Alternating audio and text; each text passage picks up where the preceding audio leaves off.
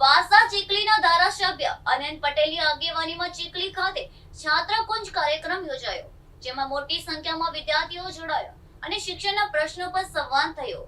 વાસંદા ચીખલીના ધારાસભ્ય અનંત પટેલની આગેવાનીમાં ચીખલી ખાતે છાત્રકુંજ કાર્યક્રમ યોજાયો, જેમાં કાર્યક્રમમાં નવસારી જિલ્લા કોંગ્રેસ પ્રમુખ શૈલેષ પટેલ સહિતના આગેવાનો ઉપસ્થિત રહ્યા હતા। વિદ્યાર્થીઓ પેપર લીકના પ્રશ્નો ઉપરાંત આદિવાસી સમાજના વિદ્યાર્થીઓને છેલ્લા 1 વર્ષથી શિષ્યવૃત્તિ નહીં મળતી હોવાની રજૂઆત કરી હતી, તેમજ ખાનગી કોલેજોમાં ફી ભરવામાં થઈ રહેલા વિલંબના કારણે વિદ્યાર્થીઓને આર્થિક મુશ્કેલીઓનો સામનો કરવી પડી રહેવાનો પણ જણાવવામાં આવ્યું હતું। આ પ્રસંગે ધારાસભ્ય અનંત પટેલે જણાવ્યું હતું કે આજનો જમાનો જેનજીનો છે, પોતાનો હક અને અધિકાર માટે રોડ પર ઉતરીને લડવું પડશે। શિષ્યવૃત્તિઓને ફ્રી સિપ કાર્ડ 1 અઠવાડિયામાં નહીં મળે તો આંદોલન કરીશું। તેમણે વિદ્યાર્થીઓને પોતાના હક અને અધિકાર માટે સંગઠિત થઈ અવાજ ઉઠાવવાની અપીલ કરી હતી।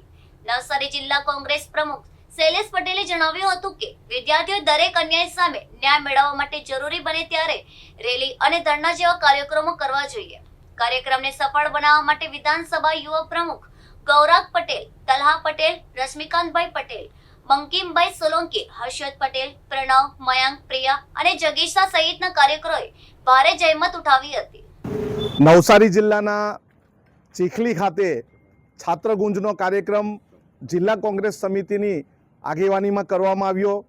અહીંના જેટલા પણ કોલેજ કરતા વિદ્યાર્થીઓ છે, પેપર વારંવાર ફૂટી જાય છે, એના માટેના પ્રશ્ન, તેમજ આદિવાસી સમાજના જેટલા વિદ્યાર્થી છે, એસસી સમાજના જેટલા વિદ્યાર્થીનીઓ છે અને વિદ્યાર્થી છે, એમને સમયસર સ્કોલરશિપ મળતી નથી।